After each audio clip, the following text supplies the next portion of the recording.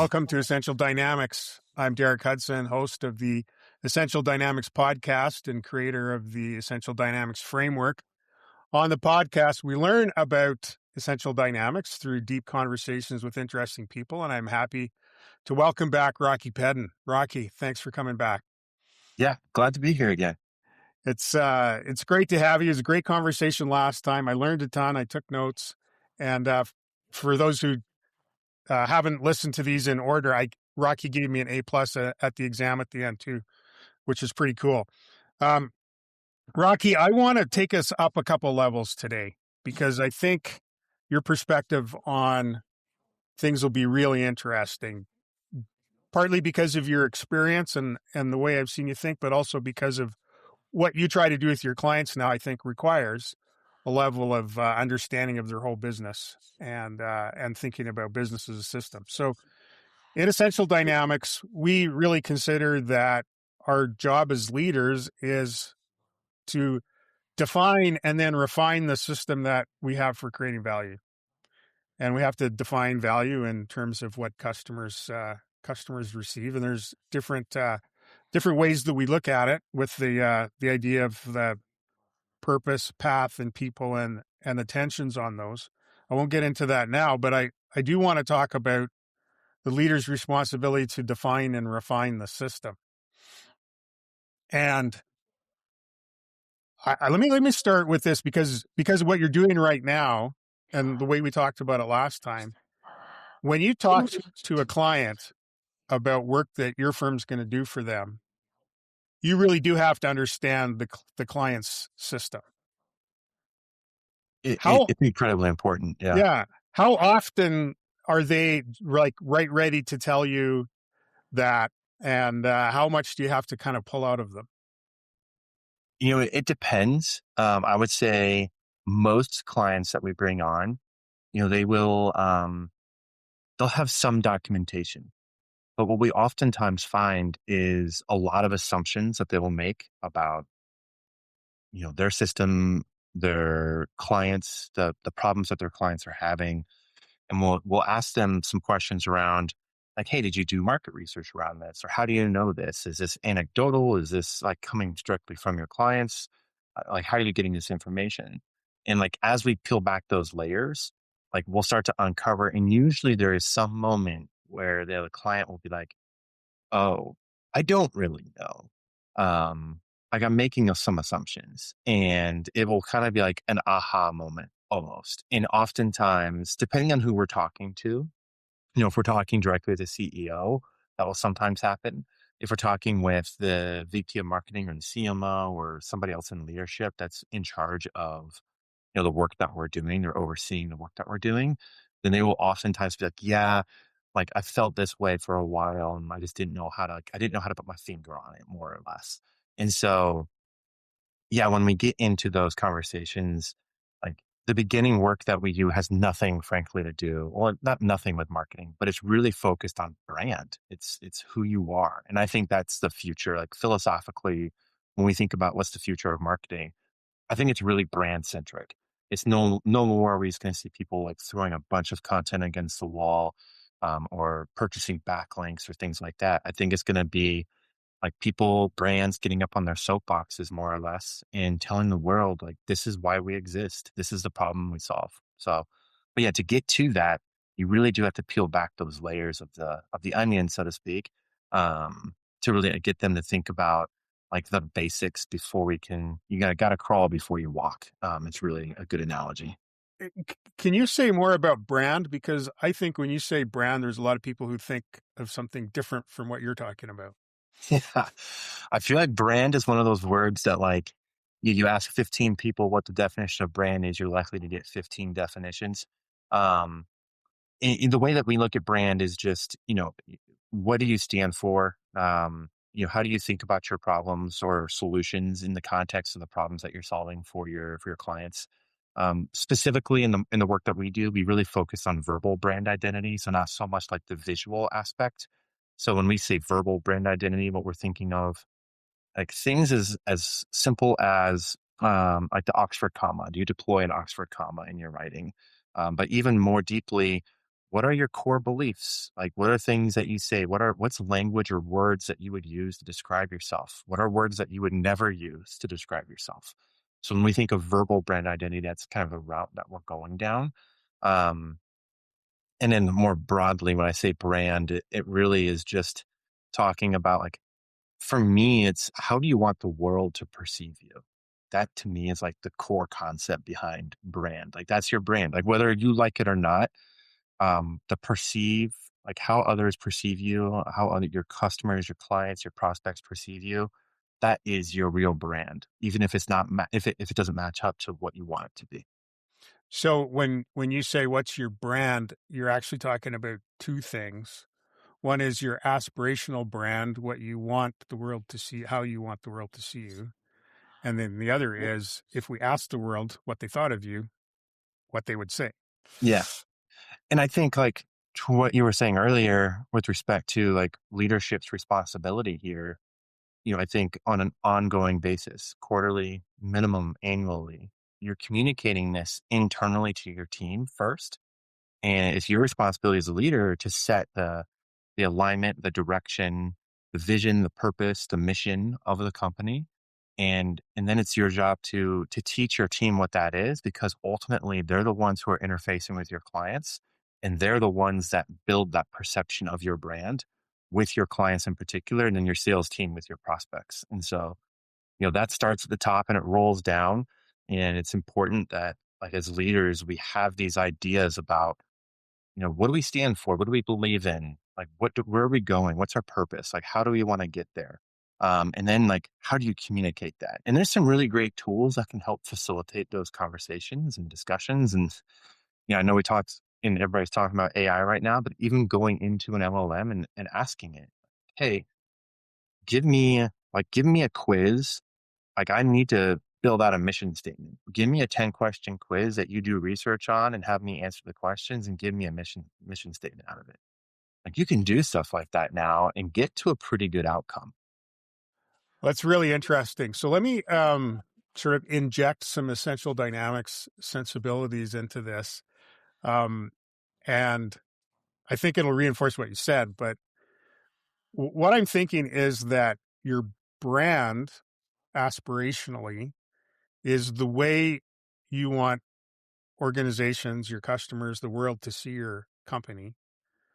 And the way they're going to see your company is not by the statements that the company makes about its mission, but how it actually executes. And so when I'm talking about the system, I'm talking about the way you accomplish your purpose. And the elements that we talk about are the path, which is, all of the moving parts. And then the people who are the ones who are actually participating in that. And so when we talk about brand, my contribution to the brand conversation is that is a way to look at and describe your system that can be understood by people outside. And I just made this up in this instant. So mark that time. We're about 8.5 minutes in. Culture is what we say inside about the way that we do the things to accomplish the purpose. And they all have to be the same thing in some sense to be integrated. If we're trying to impose a brand and we don't actually deliver that way, we're not going to be successful. If we tell our team this is how we do business and we treat them differently, that doesn't work very well. And so we're all trying to get this integrated system that delivers value that the customer sees and the employees feel good about participating in. Is that a fair way to describe it? I think so. Yeah. I think I think the most important concept there is the idea of consistency, whether you're speaking internally and how you are working with your team, or you're projecting externally to your prospects and to your clients. Um, and, like, even if we think about externally, there's all these different channels that you can go to. Like, you can go to LinkedIn, you can go to Reddit, you can do your blog, your newsletter, and your brand needs to be consistent across all those channels. So anytime any of your prospects, your clients see something about revenues in, they're like, oh yeah, I know those guys. Like, and this is consistent with them. Like their messaging, how they speak, their philosophy around, the evolution of GEO and SEO, like we're recognizable. And like that should be like the ultimate goal. That doesn't mean you should never change. Like obviously you're going to have to change. You're going to have to evolve with the market and the industry and so on and so forth. But that should just be part of who your brand is. And then as that change is happening, you're projecting that across all of these channels, and not only externally, but then internally. So yeah, I think the most important piece of this is the consistency aspect. And then from my leadership perspective, like my philosophy there is like I really lean heavily. My first job out of college was working at Enterprise Rent a Car. And one of their founding values was you take care of your customer, you take care of your employees, and growth and profits will follow. And that has always stuck with me. There was 7 founding values. That's the one that I still remember word for word. And it's because I take it everywhere I go. Because if you go to Revenue Zen's website, we have that founding value. It's written a little bit differently, but the principle and the concept is the same. And for me, it starts with your people. And this was kind of always a debate that we had at leadership talks inside enterprise, which was, well, what comes first, the customer or the employee? And it was like usually split like 50-50 down the room. And I was always on the employee side. I was like, you take care of your employees first, because if you have disgruntled, unhappy, upset employees, taking care of customers gets a whole lot harder. Um, and so, and that's the philosophy that we take into revenues in. Like if you communicate internally first, like what we're trying to accomplish, how we're going to do it, how we're going to get there, how we're all going to work together to make that a reality. And then you can take that and translate it externally and start doing the thing for the customer to actually build value for them. When you have your team all rowing that boat in the same direction, like that work, that job to be done becomes quite a bit easier. Absolutely. Absolutely. Well, I appreciate the rowing analogy. I did talk about the book The Boys in the Boat on a Great on a book. on a podcast a while back, and they talked about swing and In the book, they talk about swing. swing and Oh, man, I don't remember that part of the book, I guess. swing is when everyone is like completely aligned, Oh, that's right? right. It's like the Yeah. flow state, Yeah. right? Yeah. And you can't force it, and it all just kind of has to come together. And it's a beautiful description. I think I might have even blogged about it because the climax of the Olympic race, that's when they they finally get their swing. And if you have, the flow state, if you have swing in an organization, your brand, your culture, the customer experience, it's all the same thing. Hmm. So that brings me to a really important question that I got to ask you, Rocky. The name of your company is Revenue Zen. Now, I think you joined it after it started, Hmm. but tell me about the name. Yeah. I mean, it's intentionally picked. Um, Again, like speaking like from a philosophical point of view, the founder of Revenue Zen, Alex Boyd, um, if I'm not mistaken, I think he got his degree. I think he studied philosophy, actually. I could be wrong about that. I can't remember exactly, but I know he reads like Marcus Aurelius. Like he's read those types of books. Um, and even after I came on, we talked a lot about our name, because people would sometimes say like, oh, your name's too long. And every time somebody would question our name, we'd be like, no, our name is intentional. It's purpose built, because we think marketing, if we think of marketing as the engine to drive sales, to be the lifeblood of the organization, that's kind of how we look at what that do. Um, we want to bring an element of Zen to that process. And the way that you bring Zen is by having a system that is going to be successful. And so like that's when we early on in our kind of deck building days, when we were talking about our brand, we kind of envisioned this idea of a Sherpa, taking people up a mountain, um, and being their guide. And that's kind of how we looked at ourselves. We're the Sherpas of these people's businesses.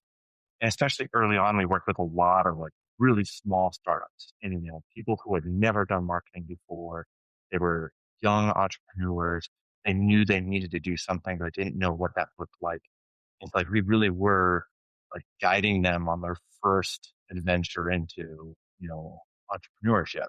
And so we took that we took it very seriously being entrepreneurs ourselves. And then, as we've gotten larger, we have some more enterprise level clients now. Obviously, they have a history of marketing themselves.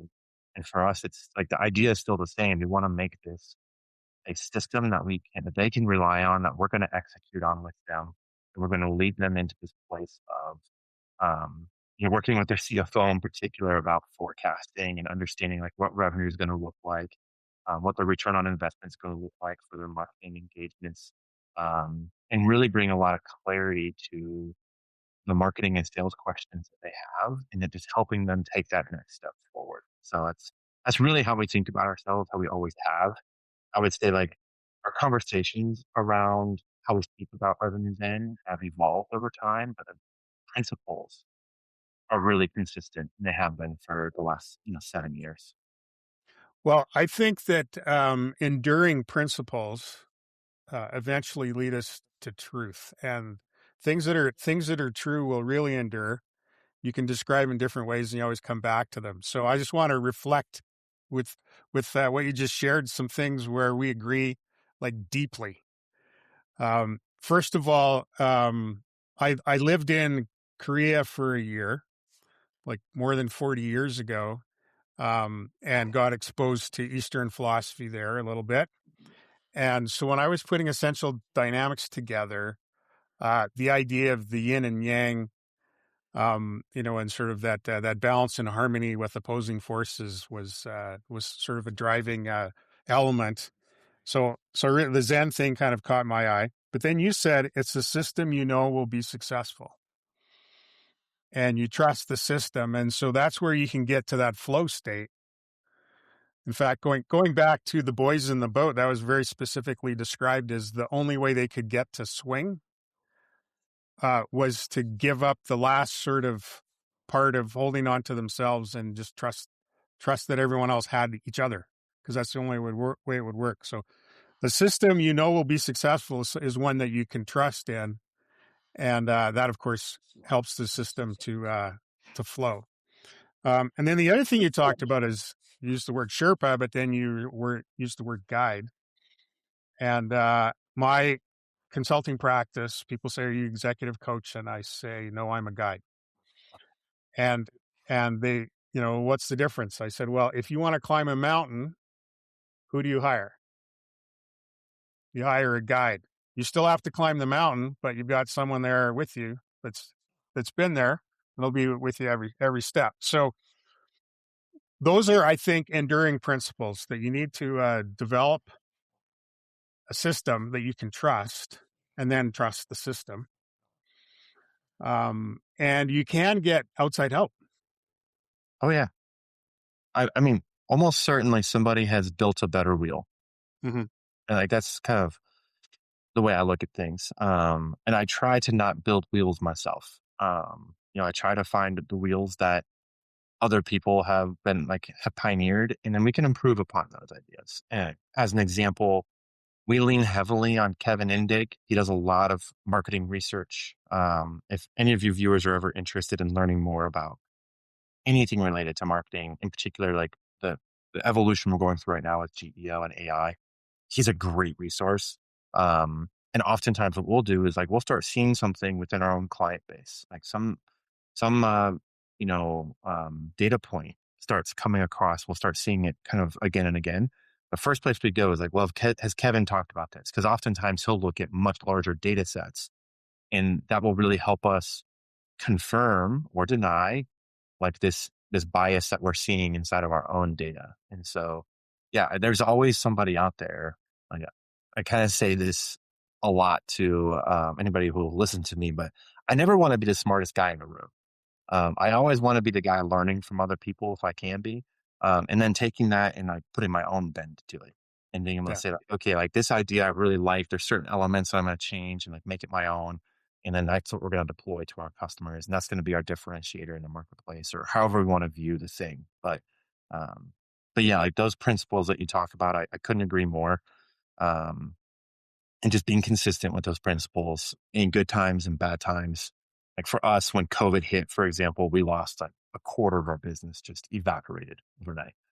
Um, And like we had as owners of the business, we had some tough decisions to make. We're like, all right, we're going to lay people off, or what are we going to do? And we looked at our founding values and we were like, we think it would be the wrong thing to do to lay people off right now. We're going to all take pay cuts first, and we're going to see like what this looks like in a month. And sure enough, like the market rebounded relatively quickly. We're able to pull back some clients and we were able to keep growing. Um, but I think those founding values and principles, they can't be things that you say because they sound good. They got to be things that you live and breathe daily. In like the best of times, you live and breathe them, and in the worst of times, you still adhere to them. Um, yeah. Yep, Rocky, I really appreciate that, and that goes back to our conversation about brand and culture. Those are ways to describe something that is, and if you're trying to build culture or brand by PowerPoints and uh, consultants with sticky notes, you might move the needle a little bit, but really your brand and your culture is who you are. And, my contribution to that is, and that really involves how you deliver value to Yeah. customers, and they're inseparable. So let's leave it at that. We're all trying for swing. We're trying for Zen, or as I usually talk about, we're looking for that ultimate system flow. And so I appreciate you bringing that to life with your own experience, Rocky. Uh, I think you said best way to find you is LinkedIn, so we'll put that in our notes, but also refer to Revenue Zen so people can learn about that. I'm from Unconstrained, and you can find us at getunconstrained.com. And until next time, consider your quest.